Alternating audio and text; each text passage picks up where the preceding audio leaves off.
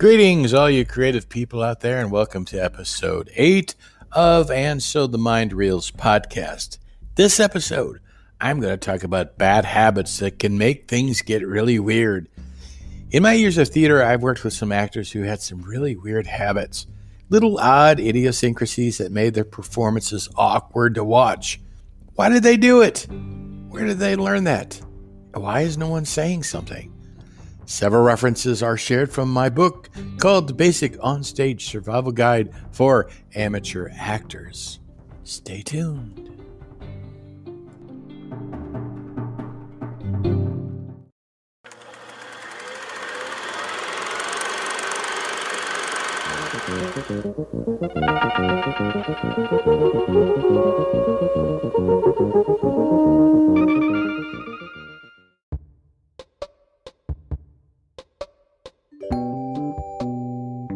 Hi, it's Lee Mueller, and this is episode 8 of And So the Mind Reels podcast.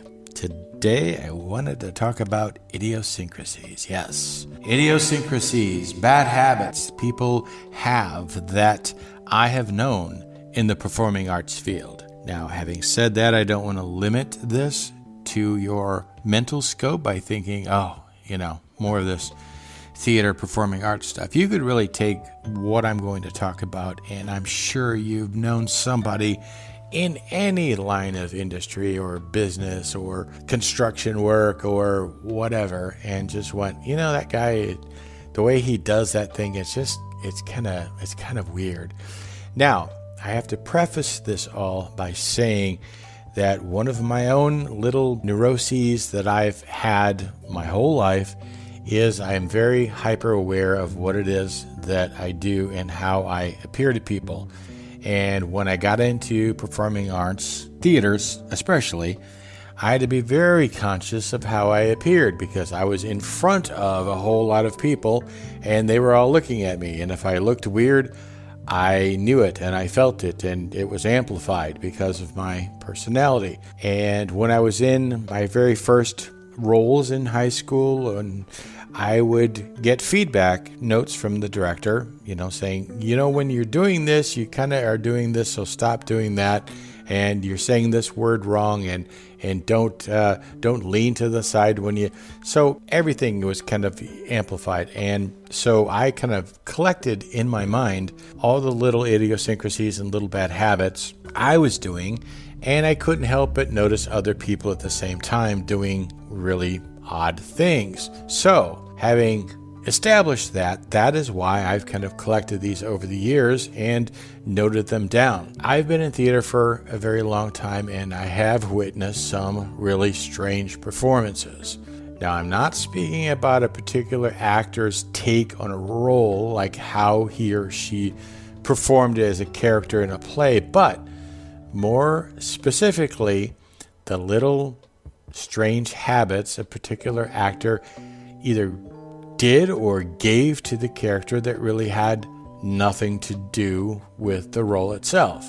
Now, I'll give you an example. Early on, I think I was still in high school, I was in a community theater production of this play, and I think it was called Night Watch. One of the other actors had the most unusual way of carrying himself around the stage. The best way I can describe it so you can get kind of a visual on this is that he looked like a marionette. The creepy puppet whose movements were guided by strings. When we were in rehearsals or in common everyday normal interactions, the guy was quite normal. He walked normal, like a human. He walked around with no real unusual flair, but when the house lights went down and the stage lights came up, some mystical transformation occurred when he made his entrance. He'd walk from stage left over to stage right, as if these invisible strings were pulling at his legs, enabling the movement, and it gave him this faux-like marching action, as if he was carefully prancing around through a minefield. I thought, why doesn't the director say something? I mean, okay, maybe the role called for this weird kind of marching marionette kind of movement, Or maybe it's a brave performance choice that he was giving to the character to give it depth, maybe? I don't know. I have no idea. So, in passing time, sometimes when you have a small role, you have to wait to go on stage, so you just kind of sit around in the auditorium, in the in the seats, watching the stage until your part comes up. So I was sitting out there with some of the other small role actors, and I said something like, "Hey, guys, is it me, or does Rick look like some weird marionette doing like a performance of March of the Wooden Soldiers?" Well, yeah, they pretty much all agreed, and someone responded, "Well, he just thinks he's acting." Huh, he just thinks he's acting. That's good. Now, over the years, that phrase, "he just thinks he's acting," has really explained a lot of oddball performances. I have a story, a few of them actually, in a book I wrote called Basic On-Stage Survival Guide for Amateur Actors. And it has to do, by the way, that book's available on Amazon or anywhere you can buy books. Anyway, so it had to do with this actor that I had crossed paths with many times at local auditions. Now, no matter what part this actor auditioned for, he would read it with a British accent. Like, so, an example, in an audition for Oscar in The Odd Couple, he would sound like he was, Anthony Hopkins reading from Henry V. Now, a few directors would stop him and say, "No, just read it straight, read it normal." And one director actually stopped him and said, "Why are you doing that?" I waited to respond. I really wanted to say out loud, "He just thinks he's acting." Now, over the years, I've encountered other types that have other kind of odd little habits that I've collected and noticed, and I'll give you a few. First of all, there are the squatters. Yes, squatters. Several actors that I have known who, when their line came, they would actually squat down for some reason when giving their line. I don't know what that was about. Then there are the leaners. Kind of the same thing, but they would lean slightly forward when delivering the line as if they're about to bow. There are the blinkers, or the blind actors, which I call, is those whose eyes they would blink rapidly, or they would completely close their eyes when they delivered the line. My theory on this is that they were mentally picturing their script in their head so that they could actually read the lines on the page. I don't know. There is the lookaways. Now, this is a variation of the eye-blinking eye closers, but these people would actually, when they delivered the line to you on stage, they would look off to the left or up to the right, like just a few feet above your head, as if, a bird was coming in from behind you that they were watching come out of the sky. I don't know what that was about. Now, an interesting story is I worked with an actor quite a few times who did that. He would look off to the right, like up above my head when he gave his line. Now, I knew when he looked directly at me and actually made eye contact that he didn't know his line and he was going blank. So I always knew I was in trouble if he actually looked at me, because I know something was wrong and he couldn't remember this line. There are the big actors, and I'm not talking about their girth or their eating habits. I'm talking about big as in over-the-top style. These guys make every word and action very big and very overly dramatic. Now, I know this trait is usually instilled in some actors at a really early age. If it's a female, maybe they were in beauty pageants, or if they were in high school theater, grade school theater, and they had directors who kept telling them, "Make it big, make it bigger, make everything larger in life," and as if every play was like a melodrama and they have to command the stage, so that people can see them belting out some sort of showstopper.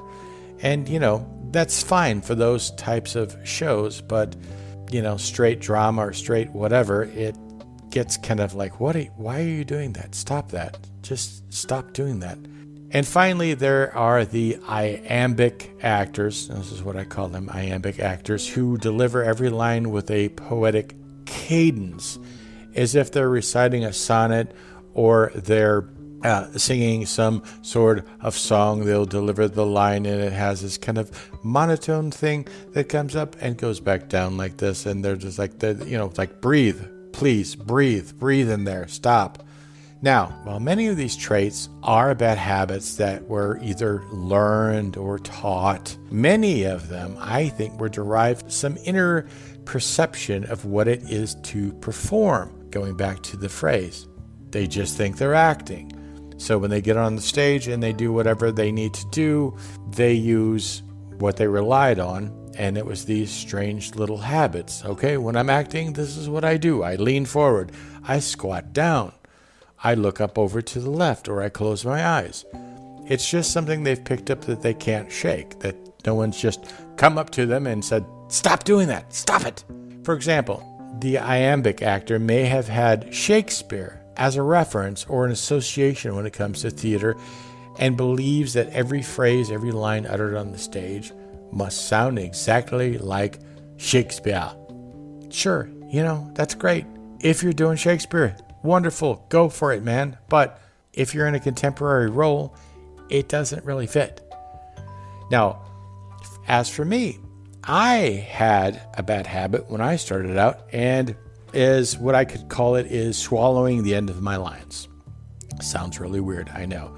What would happen is my overall volume would drop off near the last few words of my line. So I would be saying something, yes, Jane, let's go to the store and we can find something we can eat. And people, what? What did you say? I said, yes, Jane, let's go to the store and maybe we can find something we can eat. So why are you doing that? Maintain your volume all the way through. Start out there and end there so that we can hear you, so the audience can hear you, so the other actors can hear you and they know that their line's coming up because they can't hear the end of yours. Stop doing that. Oh, sorry. It only took one or two times doing that and being corrected that I actually changed and I maintained my volume all the way through. I was unaware I was doing it. Like I said, I got stopped at a rehearsal one time, and from that moment on, I was aware of it, and I corrected it. I mean, sometimes it only takes someone, a fellow actor or a director or a coworker or somebody to point out a habit, and you correct it. Now, all those years ago, if someone would have approached, say, the marionette guy and said, hey, not sure if you know this, but you're walking kind of weird on the stage.